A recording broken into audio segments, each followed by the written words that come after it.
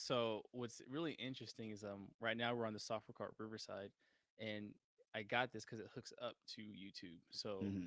now we're streaming on YouTube. We got two people in the audience. Let's go. What's happening, everybody? We're winning. Dope. Okay. Let me go ahead and pull up. You got some questions too from your people, right? Yeah. Okay, cool. Well, thanks for everyone to tuning in. We are going to be talking about some music stuff. Can y'all hear my piano? Is that coming through or no? I'm not hearing it. Okay, that's fine. I was hoping I can get my piano going, but oh well.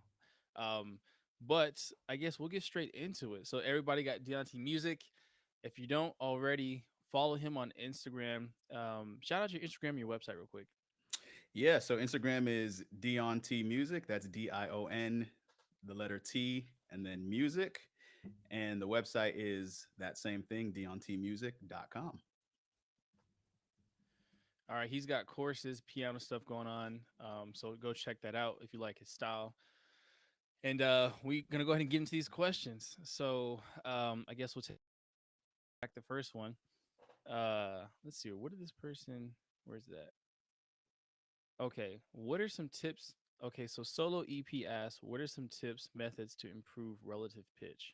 That's a good question. Mm. Um, I would say honestly, that one would come down to repetition. So the more you hear a chord and how it's voiced, the more familiar it sounds, and then you can't forget it.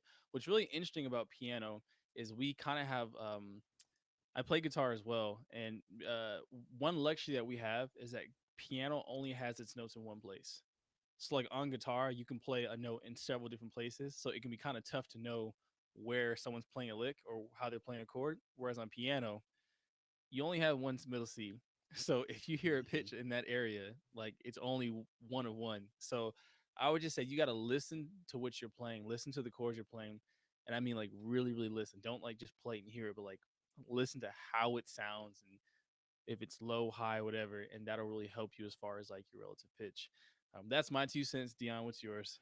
Yeah. I'm just thinking back to when I was really first starting to get an understanding of music theory. So if you hear me refer to music theory, I'm talking about anything that has to do with understanding why music makes sense. Just to Okay. put that out there for anybody who might not know what that means. So I'm thinking back to when I was first really getting an understanding of music theory. One of the things that really helped me was um, listening to intervals a lot. So Mm, when I was, for example, playing like a C major chord, right? You got three main notes in that triad. You have your C, your E, and your G. And I would listen a lot to the relationship between those notes. So between the C and the E, that's a major third. And you can take that all around the keyboard and just get an understanding for what a major third is supposed to sound like, or a perfect fifth, what a perfect fifth is supposed to sound like, and that kind of thing. But just like Zach said, repetition, repetition, repetition. That's the only way it's going to become the most natural. yeah. I think people really discount reps. They just think like, oh, I learned the concept, now I have it. Like, nah, Yeah. you gotta play that thing over and over again until it's Yeah. borderline exhausting for it to really stick. True that. Uh, cool. You want to read off one of your questions? Yeah. Just pulling one of them up right now. Somebody asked, what's the easiest way to learn how to harmonize? Hmm. That's a good question. It's kind of broad. Um, so I'll just pose the question like this: what's the easiest way to learn harmony? And so I would say one of the first things you can do is to learn how to read music. That's a fantastic way. It doesn't really take a whole lot. I mean, there's so much free information out there. Again, I'm kind of coming from the classical world, so that's day one. That's what we're starting. We're starting to learn how to read music, and from there, we have this understanding of harmony. Once we can pick out the notes on the sheet music, it's just one step and then the next step. Like you learn how to read music, you learn harmony, and that's just kind of the way that it goes. So that's pretty much the base line kind of place where you can go. Like that's the bottom of the barrel where you can go.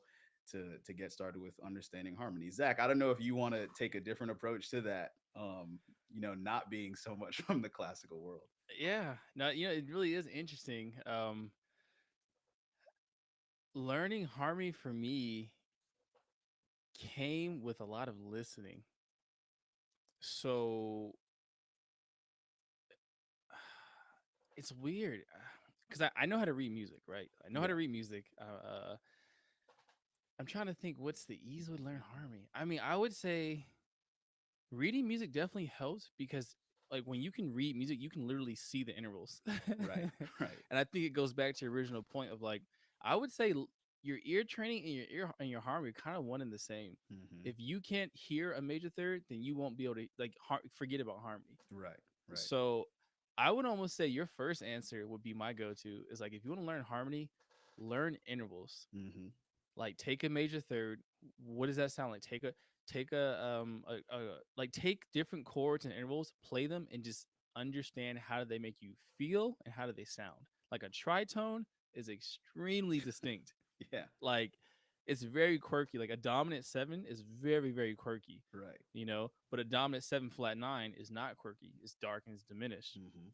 Hmm. So a minor triad is very dark and diminished, but a minor seven really isn't dark at all. Yeah. So it's like you just gotta learn the chord and understand like what it does.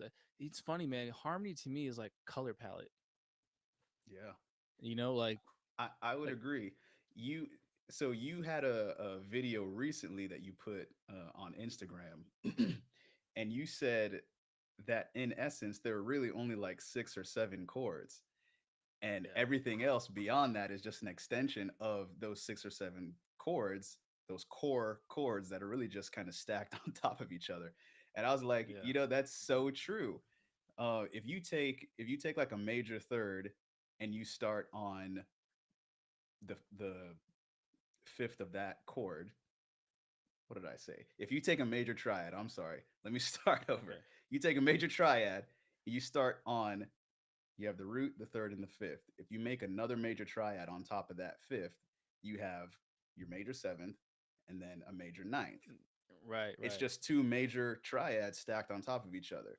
Now, if you think about yeah, it, it's just two of the same chord, just in different positions. So that's kind of how yeah, I took what you were saying. You know what I mean? But yeah. again, we You, we we have all these colors. It's a color palette, just like you said. That's a beautiful way of putting it. yeah. It's funny, man. I call it the cycle of chords. I should probably do a lesson on that one day. Like you got your major seven, your dominant seven, your minor seven flat five, and then your full diminished. And then you have your Hmm. augmented, which represents the whole tone. Right. Those are like your 6 to 7 bass chords. Hmm. Because if you think of a dominant seven flat nine, it's just a diminished off the third of a dominant seven.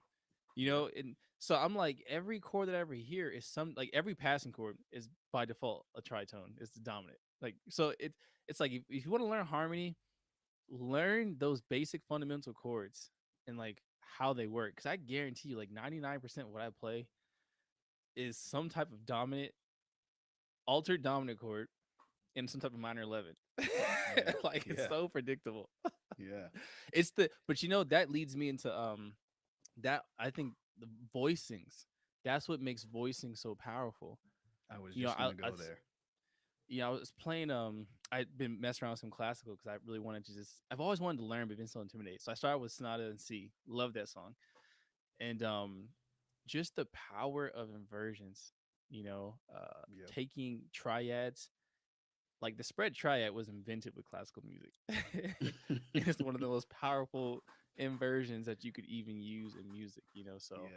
Yes. anyways, I'm rambling, but I hope y'all that answered the question of like the harmony question. Um okay, what's your do you play classic? Okay. Well, there's another question. Do I play classical? I actually do. I haven't had a huge use for it, so it's not something I like, you know, pound like I do my other stuff, but I can play some classical pieces just enough to show that okay, he's not just one of those, you know, one of He's a those guys. contemporary guy. I do have some classical chops. I actually really enjoy classical. I just haven't had the biggest use, but now I play at a leisure. Yeah. Obviously, Dion plays the classical. He's a beast. See You could that tell in his technique. that's kind of where I am, right? Like I started with classical music, and this is 100 years ago, right? I started learning classical music. That was just kind of the default where I was at the time, and Hmm. I went to college for piano performance, and it was all classical music. And it wasn't until after I got out of college that I really started honing in and focusing more on some of these contemporary styles and Hmm. really writing like in gospel and gospel styles, blues, things like that. But the technical foundations that classical gave me were just so useful. I felt like it was kind of like a cheat code going in and doing some of these runs and trying to repeat some of these things that I hear these huge jazz names do. And I was like, man, like this is crazy. But that just goes to show like music, depending on what you do, there's so much that crosses over and so much that can contribute to other areas. So regardless of how you start, whatever, you can learn some new tricks, so to say. Yeah, I would say you're really disservicing yourself if you don't learn both. Yeah, Oscar Peterson agreed. was a really good classical musician, and his technique was stupidly insane. Hmm. And Hmm. um, your ability to navigate the piano directly affects everything you do, point blank. It's like Yeah. learning classical in the guitar world is like the same as learning metal. When you learn metal in the guitar world, your right hand ability to pick is just insane. Yeah. Which then takes you to a bunch of other cool, funky licks you can do. So with classical, man, like my sister's fingers, if I could just chop off her hands and put them on mine, I'd be like, man, next level. Holy cow. Uh, and also too harmony. Like people, harmony. You need to learn both sides. Some of the most beautiful harmony you ever hear comes from classical music, and their Preach. ability to take just a few, really just one harmonic idea and the way they elaborate it. Like with jazz, jazz is not so. I mean, with a lot of gospel, you get like a lot of movement, but like with Hmm. classical, special orchestration, like you just hear how they take one major chord and they'll play it so many different ways, and you think it's a Yeah. different chord. It's like, nah, bro, we're just going from C major to F minor, C major to F minor. But the Right. way that we invert it and progress, it's like so harmony is like if you really want to learn some dope harmony, listen to classical and Telling you. then take it and then change the voicings. But like the harmony, harmony in classical is fire. Telling you. Okay, so I think it's your turn for the next question. I got one that says, how can you use the pentatonic or blues scale? Let's start with the pentatonic. How There's do you less not use notes. it? All right, so pentatonic. For those who don't know, um, let's deal with the major pentatonic. Penta, you got five notes, right? So if you're thinking of your major scale, you've got your you've got your scale degrees 1, 2, 3, 5, and 6. Okay. So let's say we're in C major, we got C, D, E, and then G and A. Those notes can be used in so many different capacities over whichever kind of left hand chord harmony you want to do. Because you have those 5 notes to choose from, you can either treat any one of those notes as landing notes, you can treat them as passing tones, passing notes. It's just so versatile. It's so funny because I remember I was on some Instagram page. It was like a music meme page or something, and it's like, if you want to be a good guitar player, like learn how to solo really well, just learn the pentatonic scale and learn like a million different variations of how to play it. It's just 5 notes, but yeah, how to use it. I mean, there's no one way for how to use a pentatonic scale. There are a million of them. Yeah, it's like I was making a joke earlier. Like, how do you not use it? Meaning, like, name one person who doesn't use it. Yeah. Like, uh, I think the only thing I would add to that, or to piggyback off of that, is learn. Take okay. Rather than focusing so much on changing, like, so take your pentatonic, but play it over different chords and watch how the note changes context. I think people just don't pay attention. Like soloing, the context of your solo matters. So if you play an E. Let's play this C major pentatonic, right? Hmm. C D E. You're on the third note E. If you're playing a C chord, that E is the third. It's got a certain harmonic information. But Right. the minute you play F major seven, that's now a seven. Hmm. So you can play the same note, but it's actually a different note because of the context of where it falls in the chord structure. And Yes. that's what makes pentatonic so freaking powerful. Is you can play a 2-5-1, and because you're moving the chord context, the notes become different. So I think people need to understand like soloing in your right hand is actually married to what you're doing on your left hand. Yeah. So if you want to change your pentatonic, change your left hand. True that. Let's see here. What you got? These are actually pretty good questions. We got some half decent followers, man. All right. Oh wow. Okay, this person actually kind of started getting. So this person asked, "How do you mix chords to add color, and how do you know when and where to put them?" That's a good question. It's a great question. Ooh. Yeah. Um, how do you mix chords to add color, and how do you know when and where to put them? Well, I think the first thing I will say is that there is no right or wrong way to mix and match chords. Earlier, we talked about chords and harmony being a palette of colors. It really is that. Like you can't think of music rigid as in like there's a right way and a wrong way. Me and Dion and I play two very different styles, and we use the same chords in different ways. Like we use the same chords, only 12 notes. We're using the same 12 notes, but we Yeah. use them differently. So there's no right or wrong way. So maybe I like to wear yellow, purple, and pink. This is a true story. I do. And maybe Dion likes to wear darker blacks and neutrals, right? There's no right or wrong. So you just have to, I think the biggest thing you gotta do is figure out what interests you. Like when you hear music, what do you like? And then find out what that is that they're playing and then take it and make it your own. So Hmm. don't try and think like there's a certain way to do it. Just, hey, I like that blue shirt. Great, go find a blue shirt. Someone else might hate it. Doesn't matter what they think. They're not wearing it. So Yeah. when I'm thinking about when I'm playing, um, now there are some guidelines like tritones create a lot of tension, and it feels good to have that tension and release it to something that doesn't have a tritone in it. So there's that. But you really have to explore. Like, how do you know what you like to eat unless you just try a bunch of different food? And then Hmm. from that, like, okay, I tried Chinese, I tried Japanese, I tried, Indian curry, I tried Mexican, and these are my favorites. But the only way you can learn that is if you take the time to sample all the different stuff. So play a bunch of different chords, try a bunch of different songs and genres, and in that you'll discover what you like and what you don't like. Right. Man, that's good. I don't know what else to say. Um, Something that I might add is if you're think about if you already have a piece of music that you like, think about think about that melody and now we're getting into the realm of reharmonization.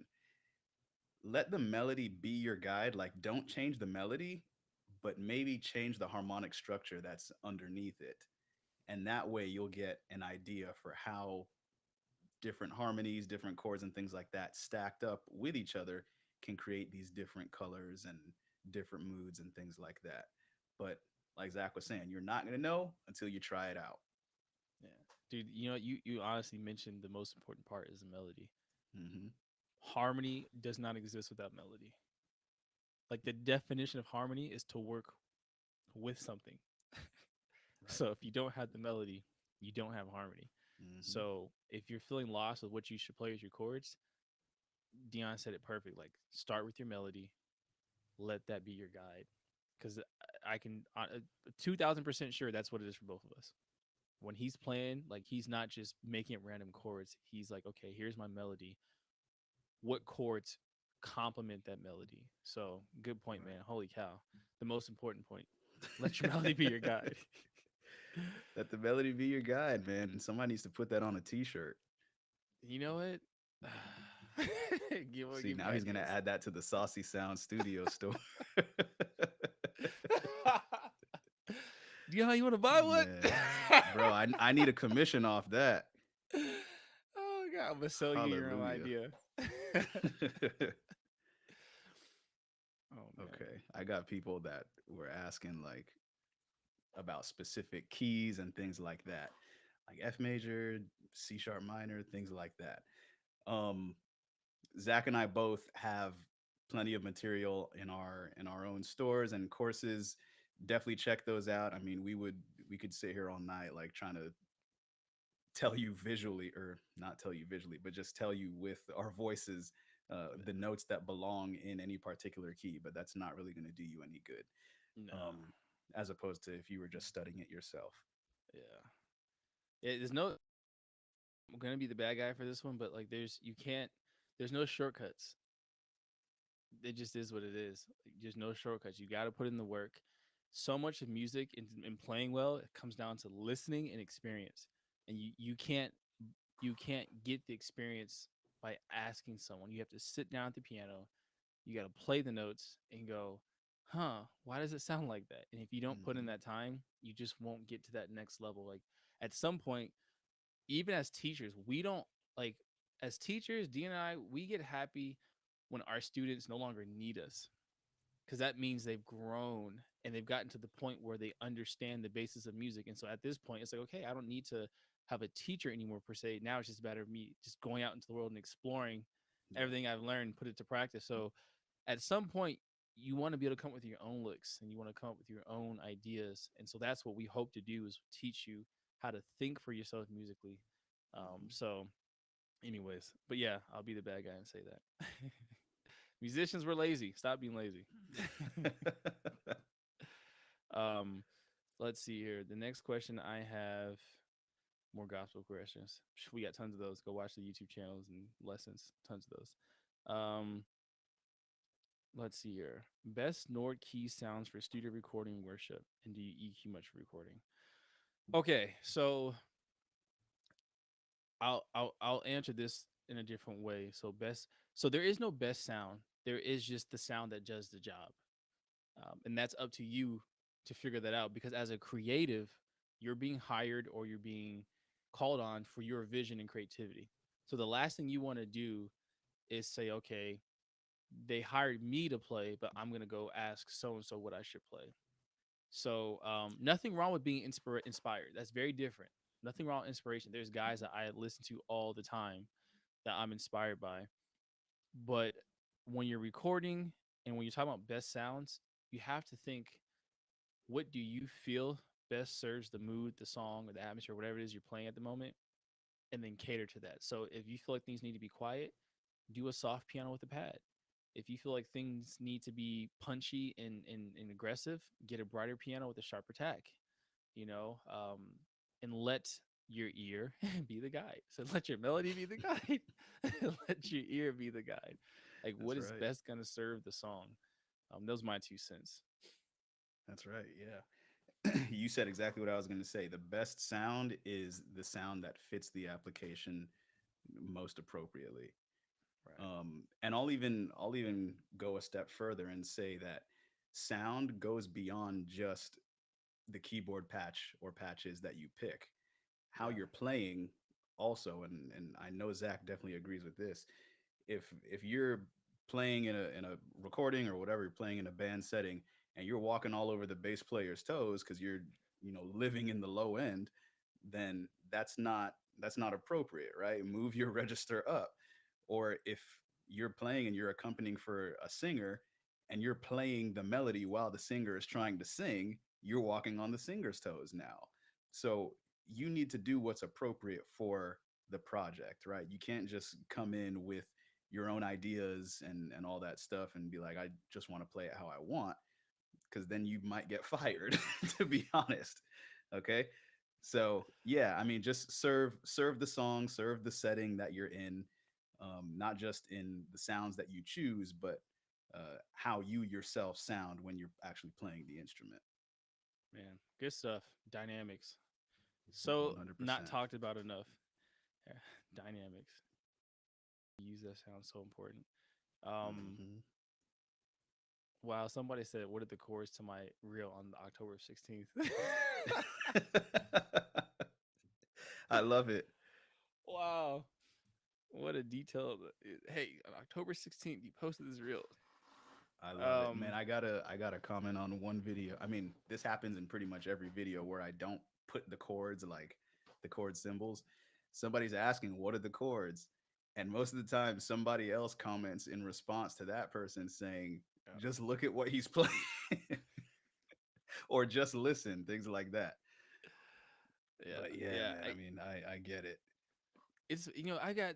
It's like we have so much free stuff, and you would think people would just go take advantage, but it's like, nah, you got to hand it to them on a silver platter.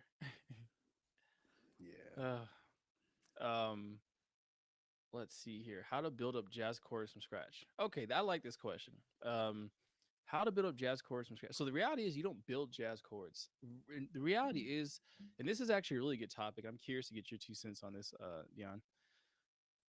When people talk about different genres and different styles, what they're really talking about is honestly just voicings.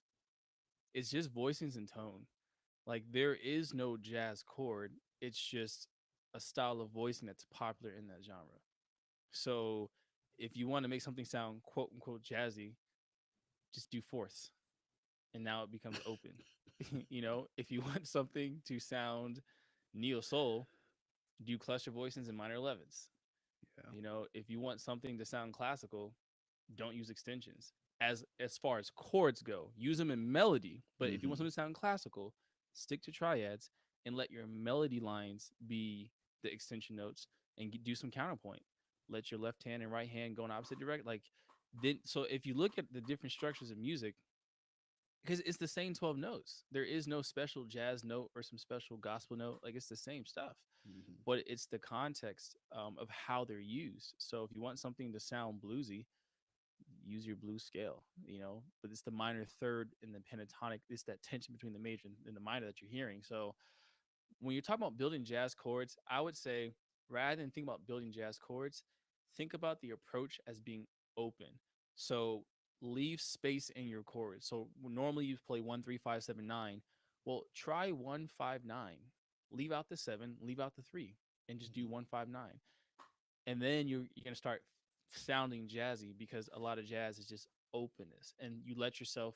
That is one thing I think jazz and classical share is you define your chords with your melody versus the other way around. It's kind of an interesting thing, but when you think about all the classical greats and jazz greats, there's a lot of ambiguity to the playing, and you don't really actually discover the chord until they finish with their melody line through it.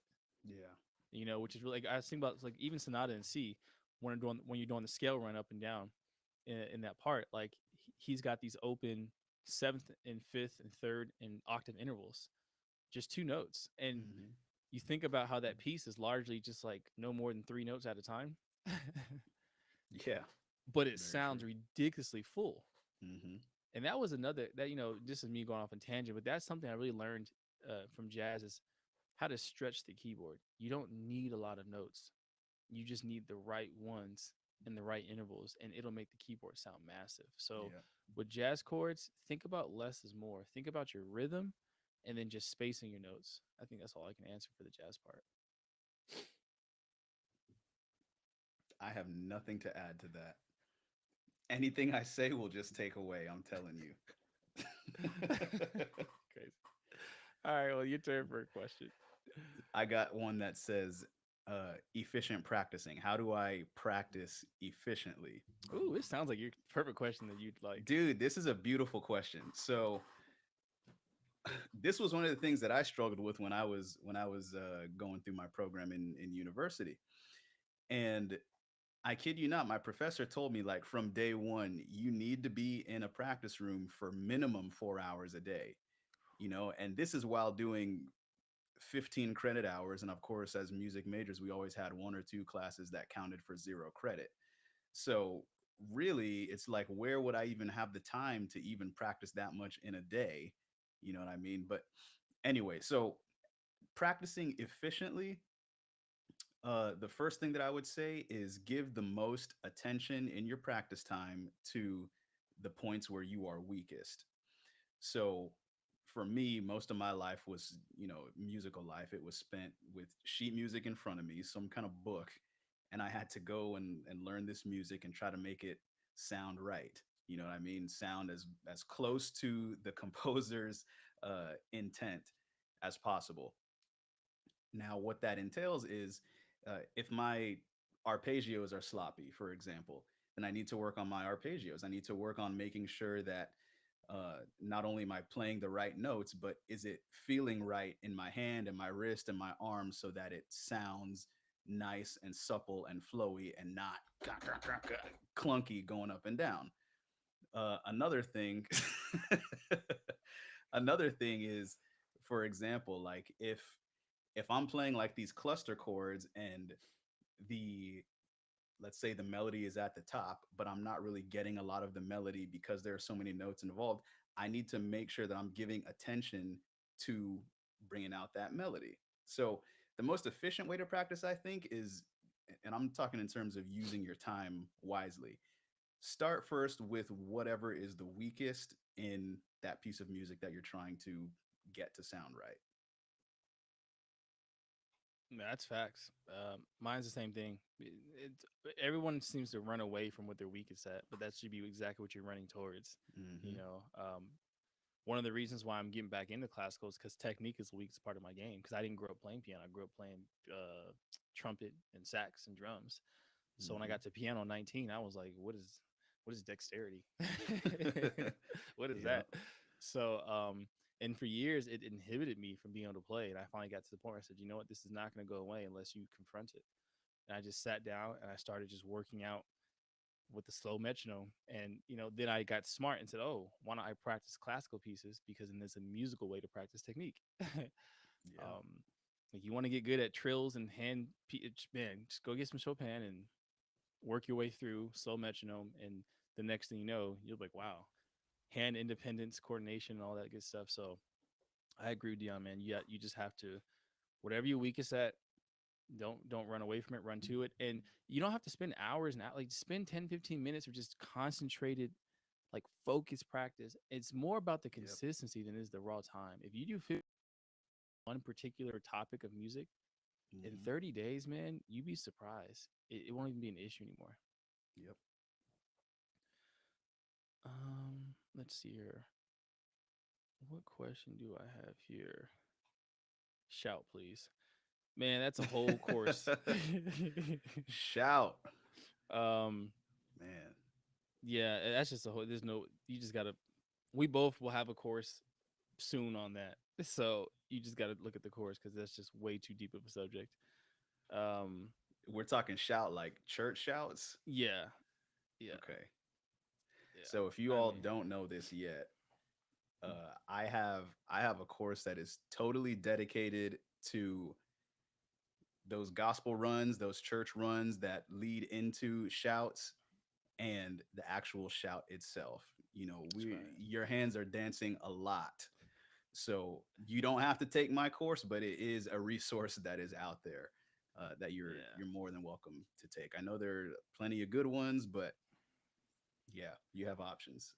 I completely forget. Yeah, he does have one. I checked it out too. It's dope. So, and go watch his Instagram. You'll see all like he's got like I think a reel with 1 million views with him doing some shout stuff. So definitely qualified. Go watch his reels. Click that link in his bio. Go take the course. You will not be disappointed. He's got a lot of good stuff that you can learn. Yeah, cause shout that's a deep topic. Um, let's see here. Talk about jazz improvisation. Okay. Obviously we can't get deep because there's no way you have to actually play. But I will say this: when it comes to jazz improvisation, I would say, and honestly, this is for any improvisation. The reality is, it's like with genres, improvisation is improvisation. What changes is simply how you decide to improvise. Think of it like an accent. Like English is English, but if you're from New York and you're from Texas or you're from California or from the Bay, you're gonna use English differently, but it's still English. So what I say that to say is, jazz and improvisation, improv is just improv, but maybe in bebop you have a lot of chromaticism. But then in like neo soul, you don't have chromaticism. Can you put it there? You can, but then it's gonna sound like bebop. So just if anything, just pay attention to like what the dialect is. So in jazz, you're gonna have chromaticism. You're gonna have a lot of swing, right? Right. You have a lot of swinging and improvisation. And then again, don't improvisation is more than just the right hand. Your context on your left hand, you're gonna have open shell voicings. So 1/7 or like a 3/6/9. So quarter voicing. So when it comes to jazz improvisation, get into the habit of chromatics. You're not really gonna be using the blues scale. So get into the habit of chromatics and arpeggios, and then open style voicings like clusters and quarter voicings, and that'll really help you overnight just start to develop a jazzier sound, so to speak. Hmm. Yeah, I just want to give the reminder for all improv. Uh, Music is language. A 2-year-old can speak, but cannot speak as articulately as Zach or myself, right? We're adults, adult men.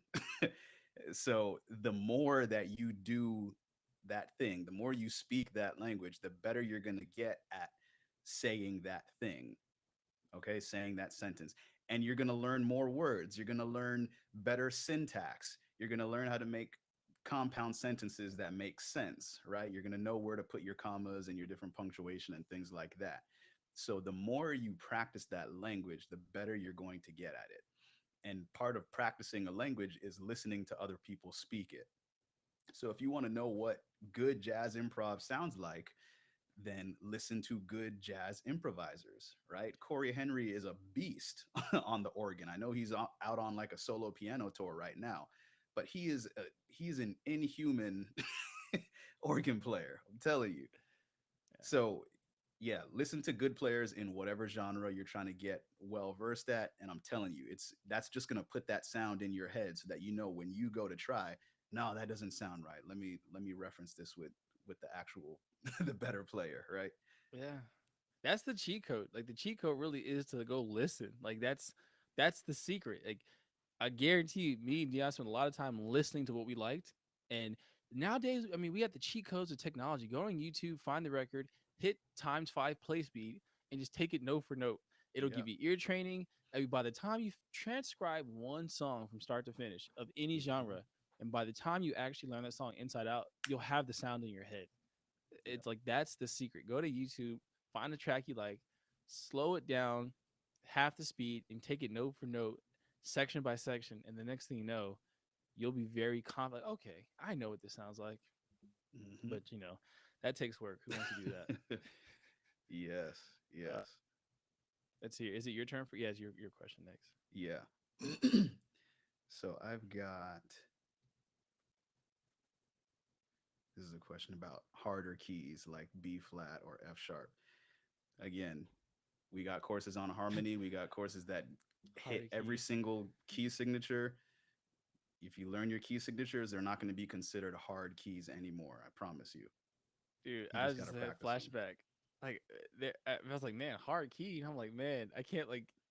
That's crazy. Yeah, Yeah. you're so right. I can't like. I Yeah. used to feel the same way. Like, this key's hard, and now you play it, you're like, wow, this was never hard. It's just you had to do the Hmm. work to just simply learn it. That's it. Yeah, Are yeah. there okay, here's a pretty interesting one. Are there any basic rules to making a song have more of a gospel flair? And we kind of touched on Hmm. this just a minute ago. So, are there any basic rules? Yes, in each genre, you have things that are typical to that genre. So, if you want to, let's say, have like a gospel flair or something that sounds typical to gospel in a different genre like pop, then listen to gospel, learn what might be a gospel-y lick or little progression, secondary dominant, something like that, and add it to some pop song or whatever that you're playing. And that's about the shortest answer that I can give. I mean, I agree with it. Like, you have to listen. Like music, it's funny. So many of us don't listen, but music is literally a listening skill. Like it's everything comes down to listening. If you're not listening, you're missing the whole point. Hmm. Um, Dion said it perfect. Every genre has characteristics that are specific to that genre. So you just need to go learn that. Um, on the West Coast they do things a certain way, and the East Coast they do certain things a way. In different countries they have different cultures, so every genre is its own culture, so to speak. So learn the customs of that culture. Yep. Some people wear robes, some people wear pants, some people wear sandals, some people wear shoes. Like figure out what that genre does that's specific to it, and like you said, just listen to it a ton. And the more you listen, the more it becomes ingrained in you, and then it won't be so mystic anymore. But I Yes. will give you a hint: tritones. Yes, tritones. Tritones are so useful for transitioning from one place to another. Tritones are, if you ever need help, and I'm actually going to do a video on this sometime soon, but if you ever want to change keys like efficiently, like if you want to go up a half step or a whole step, whatever, put a tritone somewhere and easy, butter, gold. Right, right. Yeah, So useful. tritones, man. Let's see here. How many angles does a circle have? What a troll. Touche. This is my last one. Um, and it's not even a question. Oh wait, no. Okay, can you do chords in F sharp? Check out the YouTube lessons. Okay, the last question I have is please talk about advanced chord substitution. So Dion kind of already touched on this one. Um, but the reality is advanced chord substitution is the same as not advanced chord substitution. Chord substitution is chord substitution. What you're referring to is color notes, which is extensions. Learn how to substitute chords as major triads and minor triads and dominants, and then it's the same thing. You're just adding more notes. And honestly, substitutions come down to experimentation and experimentation and exploration.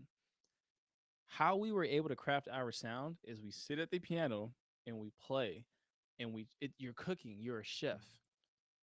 Pull out all the seasonings you have. That's like all the chords you know. Pull them all out and just make stuff. Some And people some of don't it's gonna use sound like crap, seasonings. huh? Some people don't use seasonings, Zach. Man, ooh. Look, some of this. Look, that's why it's practice. I don't know how many times I played something and it was just utter garbage, and I was like, "Yo, the oven is burning. That's not cooking. That's not cooking. Let him cook. No, don't let him cook."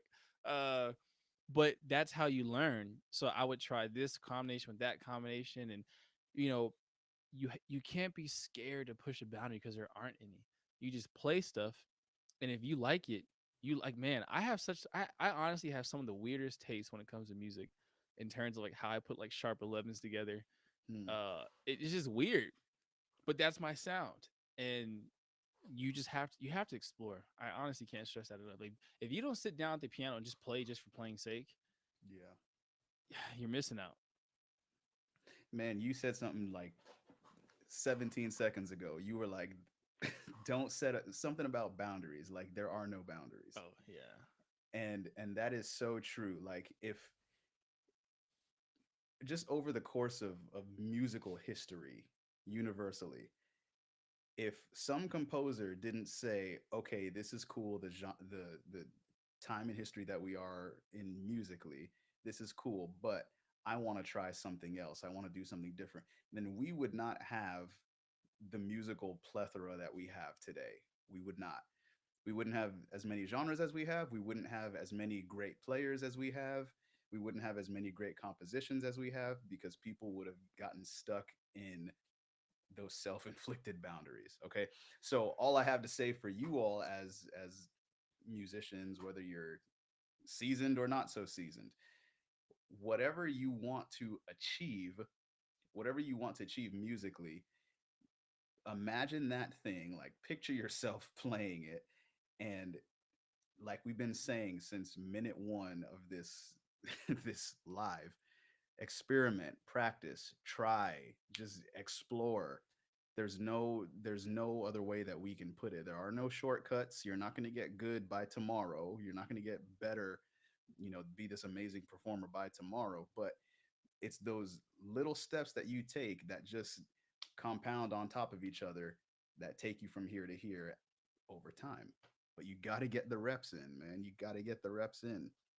yeah. Bodybuilders don't get big from doing one workout. They get big from doing a million of them. Yeah. and eating right. Right. The part, the crucial part. Yeah, no, that's facts, man. Reps. Like you have to just put in the time, but it doesn't mean 8 hours a day. Like if I Yeah. would say practice at whatever time is like you can do consistently. So if you're like, hey, you know what? Like he's married, I have kids, like we're busy, Hmm. like it's not like we just got time, like we're busy. Yeah. But Yeah. if you can commit to like 20 minutes a day, man, and do that for a year straight, I mean, let's just kind of do the math on that because I'm a math geek. 20 minutes a day, 365, that's seven. Okay, divided by 60. That's 121 hours that you just put into becoming a better piano player It's a just from lot of going 30 time. minutes. Yeah, that's a lot of time. And you see like huge results just from the consistency. So, um, wow, 47 minutes. That flew by. A lot That of good wasn't bad. questions. A That lot of wasn't good bad questions. for our first live. Well, that is it for our first live, ladies and gentlemen. Thank you for coming out. Thank you for all those who had the questions for us to go through. They were good questions. That was some good stuff. Hopefully, you guys will get a lot from this video. Can go back and rewatch it and learn some more stuff. We will be back to do more things. Once again, go check out Diontmusic on Instagram, TikTok, and then go check out Diontmusic.com. He's got all sorts of courses and lessons. Check him out. Check out his style. Follow his account, support, and we'll be back to give you all some more free game. And okay, that ends it on YouTube.